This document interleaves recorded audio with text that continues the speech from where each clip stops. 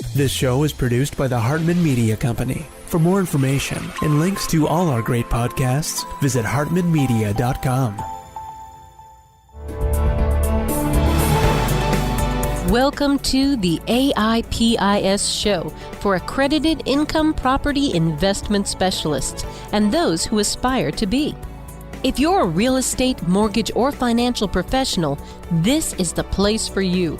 We'll explore innovative investment analysis, sales, marketing, and income-generating strategies for the most historically proven wealth creator, income property.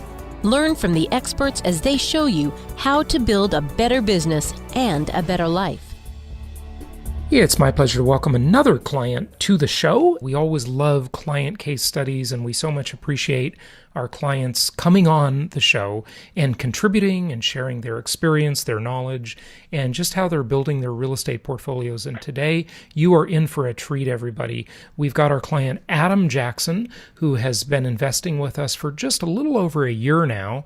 He's coming to us from Connecticut. Adam, welcome. How are you? I'm doing great, Jason. Thanks for having me. Good, good. Hey, thanks for coming on the show. I appreciate it. You know, you've been working with one of our investment counselors.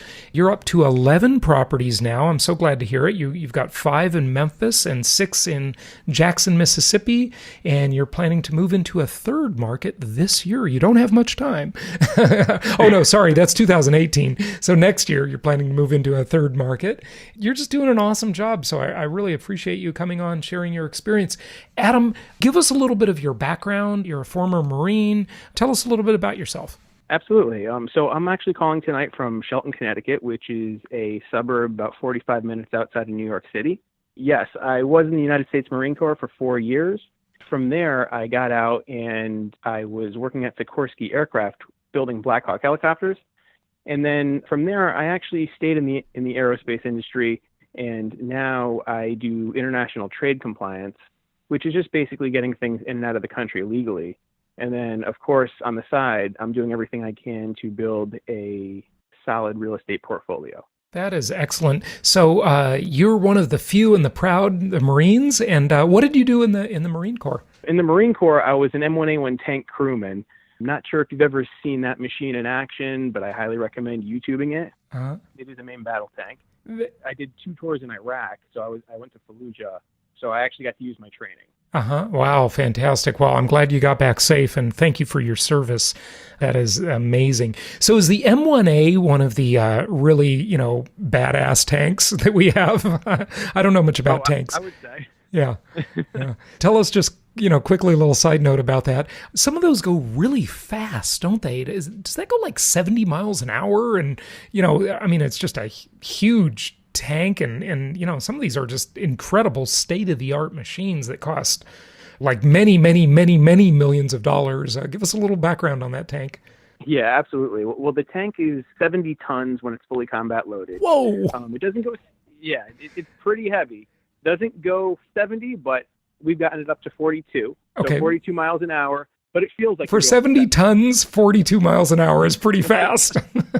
Absolutely. Yeah. It feels like it. The tank has a 120 millimeter main gun. It has 3 machine guns. It can hold about 10,000 rounds of 7.62 ammo and about 1,000 rounds of 50 caliber.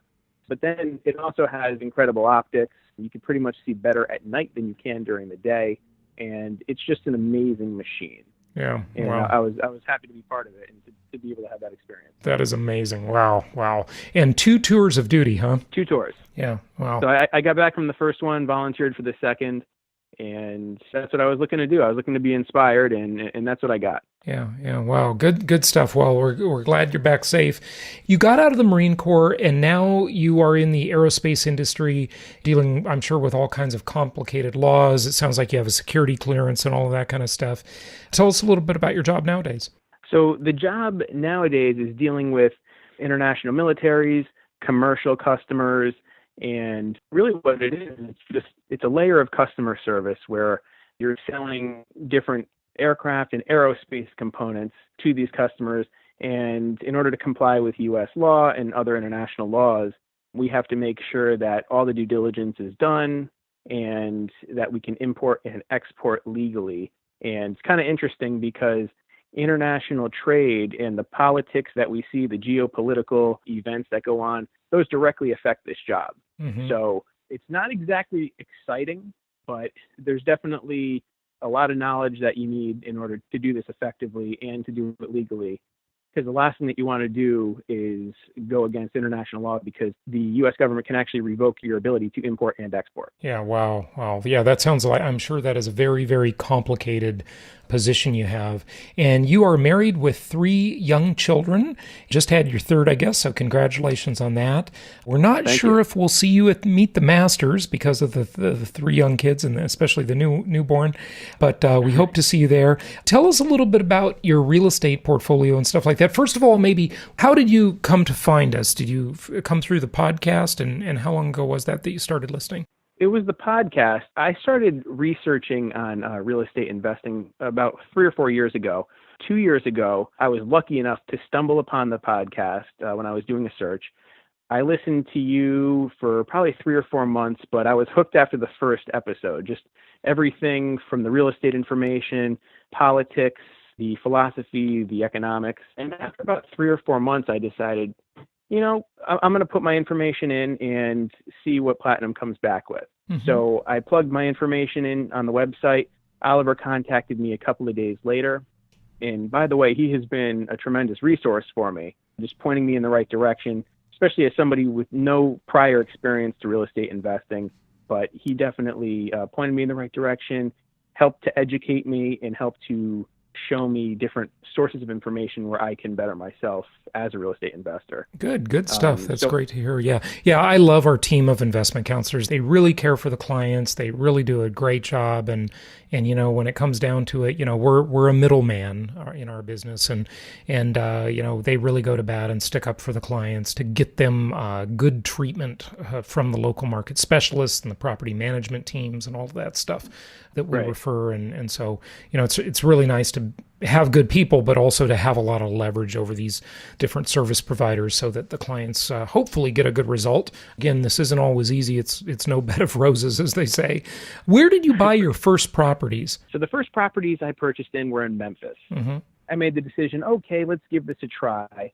And as soon as I put the first property under purchase agreement, I just decided to start researching like crazy. And I'm the type of person that once I have the information I need, or at least I think I need, I go ahead and take action. So I didn't really need to be sold on more of the information about real estate investing just because I could see on its face, or at least after going into the multidimensional benefits, that it was just a superior investment. So after putting that first one under purchase agreement, I decided to do 2 more. And I ended up closing on 3 at one time. Mm-hmm. I figured, why don't I get my feet wet here? So I closed on the 3 within the first, I guess it was about 3 months after I talked to Oliver for the first time. And then I bought a 4th one in cash prior to the end of 2016. So I ended up with 4 in Memphis by the end of last year.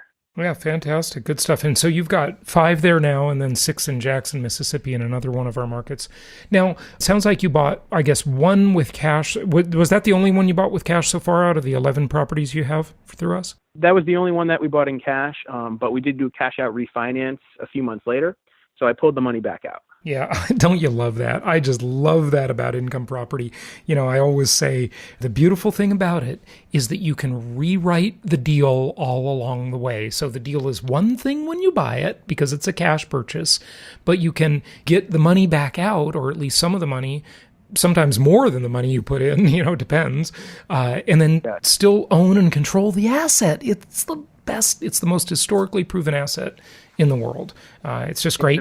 Why did you buy that one with cash, though? And tell us about jumping through the hoops on qualifying for the loans. I bet that wasn't so easy, was it? Well, since I have a W-2 job, I have W-2 income, it was actually pretty easy. The reason that I decided to do that 4th one in cash is because I believe at the time you could only do up to 4 Fannie Freddie loans with 20% down. Right. And I was trying to find a way to get my wife on board who does not have W-2 income. So we decided to purchase that in cash, do a cash out refinance, but still have her name on the deed. But then I think shortly after I purchased that property, the rules of it got a little leverage, more liberal. Yeah, it got a little exactly. easier. that's when I really ran with it. Yeah, good So stuff. Once I found out that they could all be 20% down, that's when we started to acquire the others. You acquired those properties, and then why Jackson, Mississippi? Did Oliver guide you to that market, or did you look at some others? This came from a discussion between myself and Oliver. At that point, kind of had to do with the amount of capital that I had.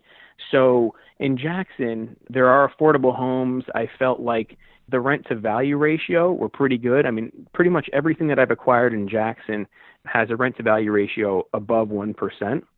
And I just felt that it was another linear market. And after speaking with the provider and also seeing caliber of properties that I was getting in relation to the surrounding properties, I thought that it would have been another solid cash flowing market, which it has been up until this point. Yeah, good stuff. So you've got the 5 in Memphis, that was your first market, then 6 more in Jackson, Mississippi, that's your second market. Where do you think your third market will be as you move into it to increase your portfolio again? Well, after all the research that we've done, all the conversations we've had, it looks like I'm going to Indianapolis. Good stuff. Yeah. Well, I've owned several properties in Indianapolis and still have a share of one now with one of our clients. So that's a great market. We've been in that market for a long time. So good stuff. Those are 3 good picks. What are some of the experiences or learnings you had? Did you have any big problems and hassles? Any tips and advice you want to share? And I do want to remind you to talk about the balance sheet and financial statement stuff that you did mention before we started recording as well. I've learned a lot along the way. I mean, just from putting something under purchase agreement, sending in the earnest money, doing everything that I need to do to get the financing. But I've got to say that my advice is that it is not perfect, but nothing really is. But I do agree that this is much better. It's multidimensional as far as the benefits go. And I did deal with one eviction. I've dealt with other minor repairs. I've had a problem with one of the HVAC systems. But other than that, I mean, I'm able to look past that. I'm not saying that somebody who has the same issues would look at it the way I do. But again, I'm in this for the long haul. I'm in this to really just build a good portfolio and keep my emotions in check. Yeah. So that is probably the best advice that I could give for somebody who hasn't purchased yet or who's dealing with a pretty perfect situation. It's not perfect, but it's definitely worth it in the long run. Yeah, it doesn't need to be perfect. It just needs to be better than everything else. That's the only that's the only thing we're striving for. You just reminded me of one of my favorite quotes. My mother taught me a lot of things in life, obviously, but one of the things she really taught me, I mean, she grew up pretty much, I don't want to say like dirt poor, but definitely poor on a farm in upstate New York. And she became wealthy after many years of struggle. And, and she's so tenacious and so persistent. And one of the things she used to always say to me when I was a kid, and kids quit too easily and don't have a lot of endurance, she would always say, Jason, finish the job. Jason, finish the job. That really, she instilled that in me. And I remember one of the awesome quotes that I later came to love is this quote that success is largely a matter of hanging on after others have let go. Success is largely a matter of hanging on after others have let go. It really is that. Life is just a game of attrition. Other people will give up easier. And who was the celebrity? Gosh, I can't. Maybe Denzel Washington or something. I can't remember who said this, but I thought it was a really good saying. And, he said something like, I may not be as talented or as smart as that guy or the next guy, but I'll outwork them. I will outwork them, and that's the one thing we can all rely on at the end of the day. If we have nothing else going for us, we can just be more persistent and just outwork everybody else, and that's definitely the thing. Completely agree. You got to do. You got to see the big picture, the long term. And, would you say, I'll bet your military background contributed a lot to that thinking? I would definitely say so. I mean, the military inspires you to go get something and never to quit until you achieve it. And that's one of the things that was instilled in me in the Marine Corps. Also, another thing is just having the discipline to get started, continue with something, and complete it. Now, my mission with these single-family homes is to acquire probably between 40 and 50 spread across those 3 markets that I've decided on. At this point, all of the energy that I have, all of my resources is going into that goal. So yes, I would agree with persistence and just making sure that you can complete the mission at hand. And that's really what I'm doing here with this real estate portfolio. That's awesome. Good stuff. Okay, so you had an eviction, you had an air conditioner replacement, and those things bummed you out. That's not good news, either of them. They cost you some money. But one of the things I remember when I was a young real estate agent and I was just started at RE/MAX, and I was working really, really hard on this, they call a farm area, where you pick a neighborhood. And, when people sell their houses, you try to get all the listings, right? And you get to know everybody in the neighborhood. So I had this farm area called Wynwood Townhomes in Irvine, California. And I remember I was working so hard. I was getting to know everybody in that area. And then one day, on what's called the hot sheet of all the new listings that comes out every day, it came out of the computer. The hot sheet came out, and my competitor, Mark Sabahi is his name, he got 2 new listings, and I still hadn't even got my first listing in there. And I was just working so hard, and I was like 21 years old, and, he was like 40. So, he had like maturity going for him. I didn't. I remember going in, and I was so disappointed, and I went into my broker and I said, Tom, look at this. I think I'm just going to give up. And he says, Jason, he said something really wise to me. I had a lot of conflict with that broker over the years, but he did help me in many ways. And he said, don't suffer day to day, add it all up at the end of the year, and then decide if you're happy. Don't suffer day to day, add it all up at the end of the year, and then decide if you're happy. And I did that, and I became the number 1 Wynwood broker. I sold like 90 some odd properties in there, and, it was a hugely lucrative farm area for me. But I could have easily given up, had I not had that conversation with him. And, for real estate investors, when you talk about the eviction you had, the air conditioning replacement, when we have these problems, I would say, modify my old broker's quote, the don't suffer day-to-day thing, add it all up at the end of the year. You got to wait a little longer in real estate, and you got to add it up, at least wait to add it up until you file your tax returns and you see how much money you saved. Because every problem like that, like the eviction, remember, the government is your partner. Yes, they get their cut of the profits, but not really in real estate because it's so tax favored, but they also share in the losses. Okay. So really, we're only paying maybe 60% of this. 40% is paid for by the government, right? So the loss isn't as bad as it seems. And then, of course, if we can take the depreciation and the other tax benefits and, some additional write-offs, it's really good. It's funny that you say that because I'm not new to investing, or at least the idea of it. But I opened up my first retirement account when I was 19 years old, and I would contribute the max every single year. And then I started working for a company that also offered a 401k, and I started to contribute to these accounts. And then one day I woke up and said, this is not good. I'm handing my money over to Wall Street, but yet I can get at it if I decide I want to take the IRS penalty. So what I did was I started crunching numbers, looking at the real estate investment, and said, it actually makes more sense for me to cash out these accounts and sink it into real estate. And that's a large part of what I did when I started building the portfolio. And then it wasn't until I filed taxes the next year, that's when I became a believer. So you said believer. You kind of slurred that word. I want to make sure people heard that. You said you became a believer, right? Yeah, it might have cut out, but I was a full believer at that point. Yeah. And really what it did was it touched on the 4 dimensions of real estate, but I actually call them 4 different types of income. And that's really how I'm viewing this now. You have the cash flow, which is the holy grail. This is what people typically keep score with. But then you have the depreciation, okay, which will eventually go to my income statement in some way, shape, or form. Then I have the appreciation of the asset, which will eventually put money into my account. And then I have the loan pay down by the tenant. So there's actually 4 different ways that I'm receiving income here. Yeah. And when I had those other retirement accounts, I would receive nothing. Yeah.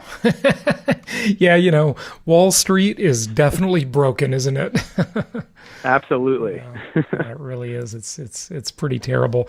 Yeah, and when you really, I always talk about how a lot of people are winning, but they think they're losing simply because they don't know how to keep score.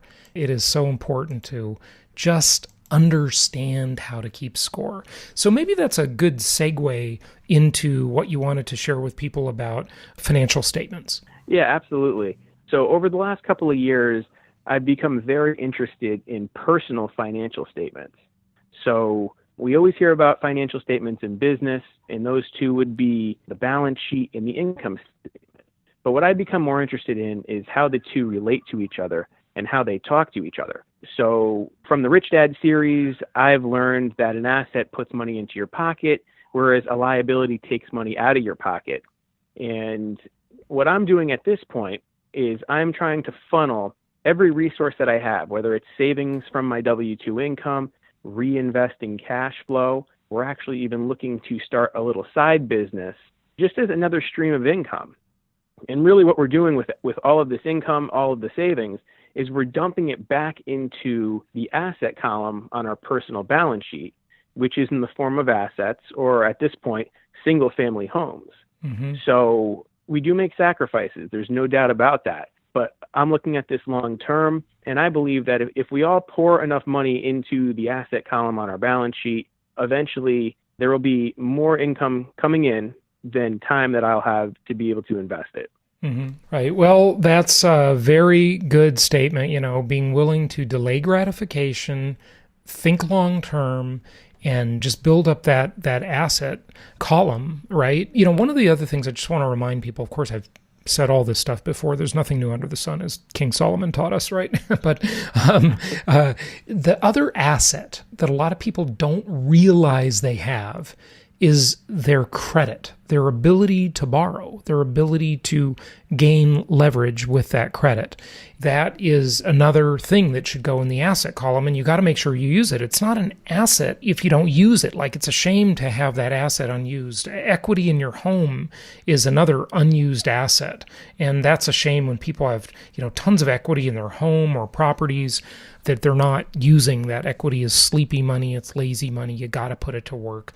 So understanding what an asset is and what a liability is, and back to the Kiyosaki comment you made earlier, the Rich Dad Poor Dad Robert Kiyosaki comment, is that your home is always a liability.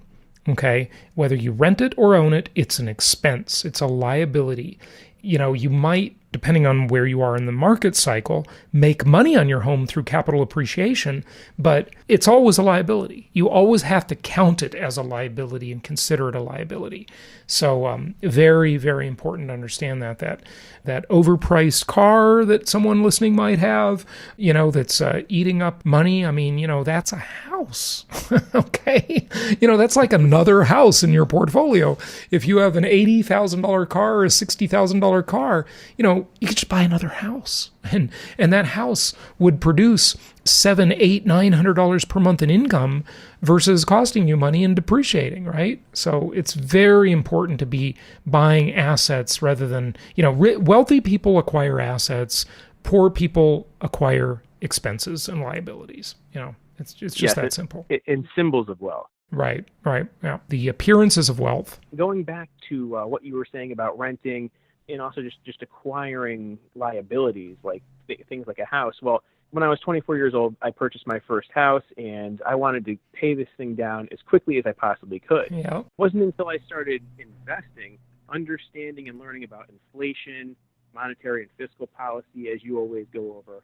But what we decided to do was to use arbitrage, to do a cash-out refinance on all of the equity that was just sitting dormant in the home. We borrowed that money at 4.3% and then went and purchased additional income properties. Mm-hmm. So I think it's a beautiful spread. I mean, 4.3% on the cash out refinance to go make purchases in investments that are going to yield probably between 30 and 35% this year. Wow. Yeah, I think that is a phenomenal deal, and you got to just keep acquiring those assets. Now, it doesn't mean to anybody listening that you should never reward yourself. I mean, the whole point of all of this discussion and everything we do is that you gain wealth so you can enjoy it and enjoy your life. It's not to be Scrooge. That's not the idea here. But there's a balance, like there is in everything. And I was a huge student of the late Stephen Covey. I just loved his work and still do. And one of the things he talks about is the P versus PC balance. P is production and PC is production capacity. And it kind of reminds me of that in that it's the old thing, was it Abraham Lincoln said, maybe George Washington, I don't know, I destroy everybody's quote on my show. but if I had 7 hours to chop down a tree, I would spend 6 hours sharpening the axe. You know the quote I'm talking about, right? I think it was Lincoln. The sharpening the axe is increasing your production capacity, right? So that would be like delaying gratification and investing today. You're increasing your production capacity. And in this example, the production, the P and the P versus PC balance would be, actually chopping the tree, right? But it also, in this example, kind of to use it another way, it might be enjoying our wealth, right? And enjoying the extra time we've gained and the passive income and so forth. So you've got to have a balance. You need to reward yourself a little bit along the way. So I don't want to make the recommendation that we'd all just sacrifice forever and then die.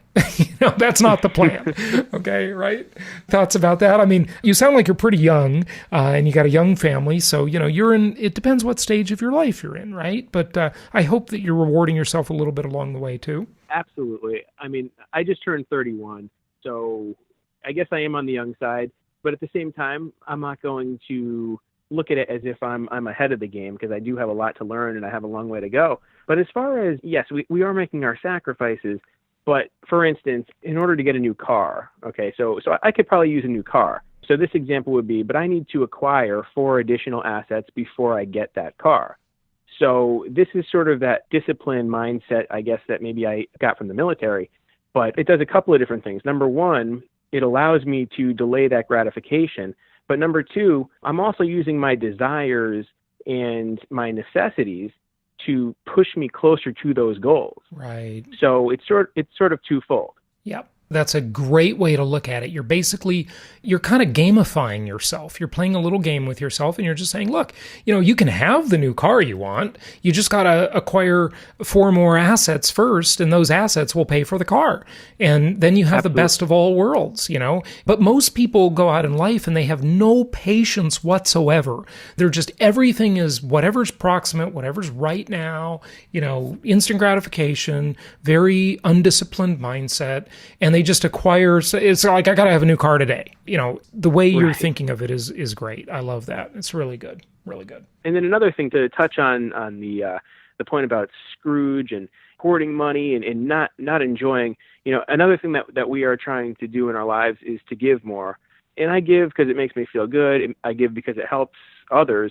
But I also believe it's important because it's constantly revealing to us an abundance mentality. Mm-hmm. So Yep. It's not that I have to hoard everything for myself. I want to give to others as well. And not only money, not only time, but knowledge and anything that I can do to kind of pass on some sort of happiness. So I'm trying to take the broader approach and improve in all different areas. Yeah, that's a great outlook. I love it. When we give, it sets up our mind to know that there's more. So that's another way we're gamifying ourselves, right? Hoarding is not going to make you rich. No one ever got rich saving money, okay? So it has never happened. But yeah, so when you give, you set up your mindset for abundance, and the world is a very abundant place. I love the Zig Ziglar quote. He says, you can have everything in life you want if you just help enough other people get what they want. It sounds like you're doing that. And Adam, really, thank you so much for sharing your experience and your path to becoming a great investor today. We really appreciate that. Any closing thoughts you want to share? The only closing thought I would say is, if you're on the fence about it, if you're thinking about it, I would say do whatever you can to take action, get involved, get your feet wet, even if it's only 2 or 3 properties, because as soon as you do that, once you start seeing the different benefits that are rolling in, you will thank yourself, and hopefully you'll want to keep going with it. Adam, that is a great closing thought, and I hate to spoil it because I got one more question for you. It relates to what you just said. So there is this type of person, this type of mentality that wants to understand every aspect of something and learn it all first. Many of these people turn out to be seminar junkies. They listen to podcasts, they go to all the seminars, they read all the books, they know everything, but they don't do things. And what would you say, you've acquired 11 investment properties here in just over a year, like 13 months, basically. And, what would you say the difference between like learning first or learning while doing? See, I think the thing is we learn the most just by actually doing the thing. We got to just do the thing or we're never going to really learn it. It's all going to be like book theory. It's going to be like the professors that run the universities that sit in the ivory towers and have like no real life experience. And, you just can't learn it from a podcast or a book. You got to go do something at some point, right? Yes, absolutely. One thing I think there's a mixture. I mean, we need to be exposed to the information before we can actually go and execute. But for instance, one of the early videos that I watched from you was how to read a pro forma. Mm-hmm. And I thought that was a great video. It did explain certain things. But really what I wanted to do after that video was to review the pro formas and not just look at the numbers, but understand how the software got to those numbers. So for instance, understand what makes up the loan to value ratio or what makes up NOI or even a cap rate.